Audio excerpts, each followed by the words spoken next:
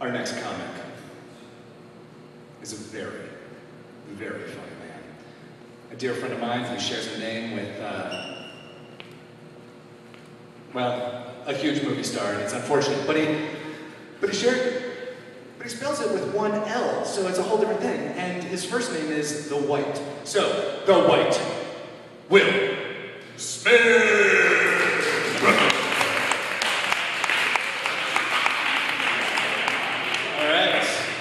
Here for Brandon filleting the mic for me. All right. And yes, it's true. This is my actual haircut. So, you know how celebrities are really dramatic actors have a thing where they do commercials and audiobooks and stuff like that. Like Michael C. Hall, the guy from Dexter, does the Mazda commercials. Jeff Bridges is doing the Hyundai commercials. I'm sure they've read a book or two that you've listened to. I have a new idea, a very lucrative business venture that I think is going to be really successful. Action stars doing books on tape. And I was going to read you an excerpt, or perform an excerpt from 1984, as read by Keanu Reeves. 1984, a novel by George Orwell, author of Animal Farm. It was a bright cold day in April, and the clocks were striking 13. Winston Smith, his chin nuzzled in the breast of an effort to escape the vile wind, slipped quickly through the glass of the doors of Victory Mansions, though not quickly enough to prevent a swirl of gritty dust from entering along with him. Whoa. And I mean, you can't get, I'm not going to limit it to just Keanu Reeves. Hell, why not Sylvester Stallone? The whole smell of boiled cat. The old man. Alright, my Stallone is really rusty. So there's that idea. Anyway, so science is really, really on the ball these days. Let's hear it for science, everybody. Woo! Hey, science. The scientists, they're really taking the next step in the scientific revolution. I read an article that scientists have discovered that sharks are attracted to the music of AC/DC. I want to know how they figured that one out. Did they have like some kind of underground lab with like a James Bond shark tank and the guitar amplifier from Back to the Future? They're just like pumping pop music into the tank until they get a reaction. It's like, oh, cut off the Fogelberg, you're not getting anything. Those tiger sharks. Try Glass Tiger. Anybody remember Glass Tiger? Yeah. Don't forget me when I'm gone. Anyway, was that the scenario, or was there some like oceanic biologist like windsurfing off the coast of Oahu and he's just singing to himself, I'm on the highway to chomp. His arm's going, oh God, guys, no singing AC/DC. And then the hypothesis just wrote itself. And did they have a preference? Did they strictly reaction to Bon Scott AC/DC, or can they listen to the new guy that looks like a cross between Andy Capp and Andre the Giant? It's the hat. He looks like, ah! He sounds like Gollum all the time. Ah! They're still putting out records, too. Oh my God, where was I? Science. No, I'm done with science, actually.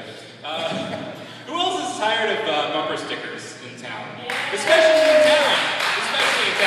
And it's like, you can put a band bumper sticker on your car, it'll devalue it by like $4,000, but who gives a shit? But you know, it's the really like, the ones with a message that think they're actually reaching somebody. And it's all like, you know, political or religious. And who are they really turning it on to? Because it's not like slapping a billboard on the side of your billboard, like an advertisement on the side of your car for a new pizza joint. Because whether you like pizza or not, I think we can all agree that pizza at least exists. Unless there's like a Hasidic sect of bakers that are like, well, you can put the cheese on it, and then maybe the sauce and the crust, and put it in the oven, but I mean, when you bring it, is it really a pizza? I don't It's really a pizza. It's not a Messiah either. It's my Jew impression, I'm sorry. But the religious bumper stickery that... No! Okay, back on. We're okay. Let's hear it for science! All right. But when you're covering your car in religious iconography, it's all about quantity, not quality. You can't just, and it's only Christianity, not all religions, because I've never seen like an outline of a menorah on the back of a car, or maybe there's the Jew that believes in evolution, so they put little feet on the menorah.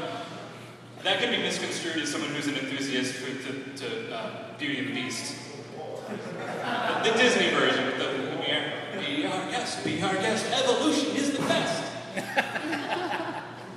Made that up, wrote it on the way over.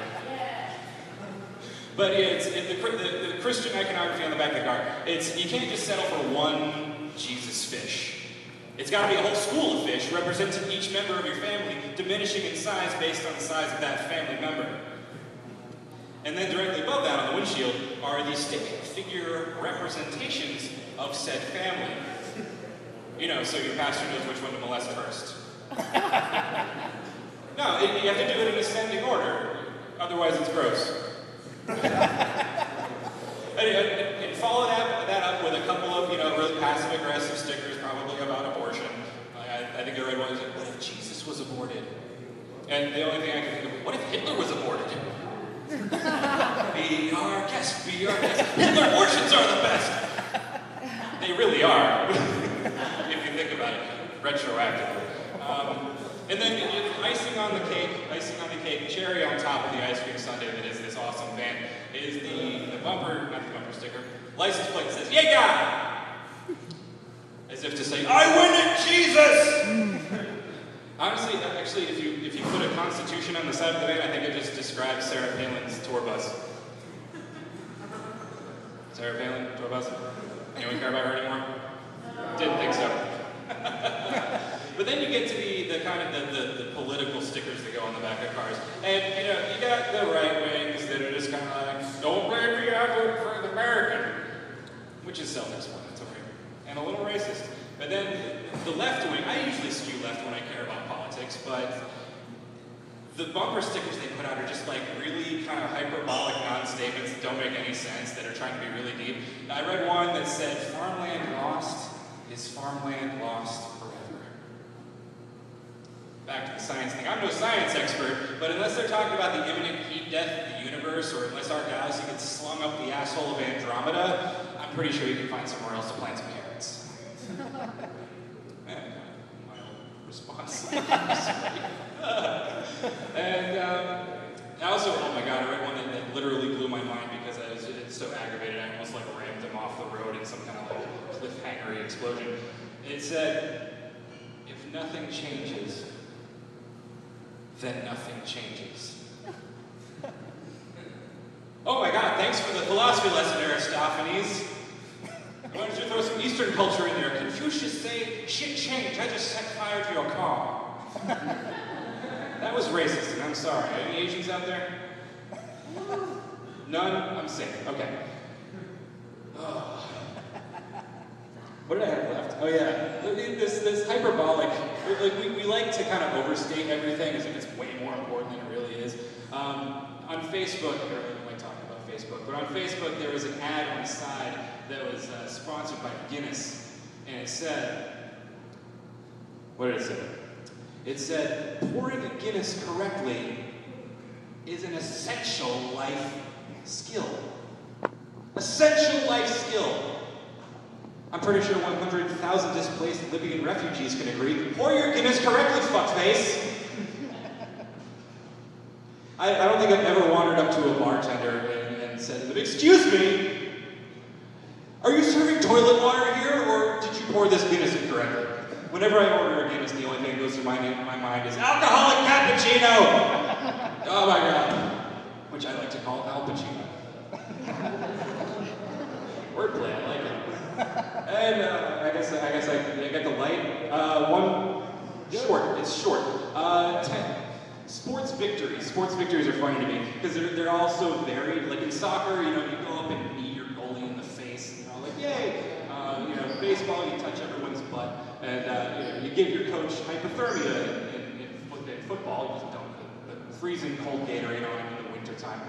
Perfectly safe. But in tennis, when somebody wins a tennis, it honestly looks like they're being gunned down in the middle of like the marketplace. It's as if like recreating the ending of Platoon. It's just like oh my God, Rafael Nadal gunned down at Wimbledon. Wait, I'm sorry. Oh, I'm sorry. Rafael Nadal won Wimbledon. Yeah. And I guess I'm gonna end on my knees. Thanks, everybody.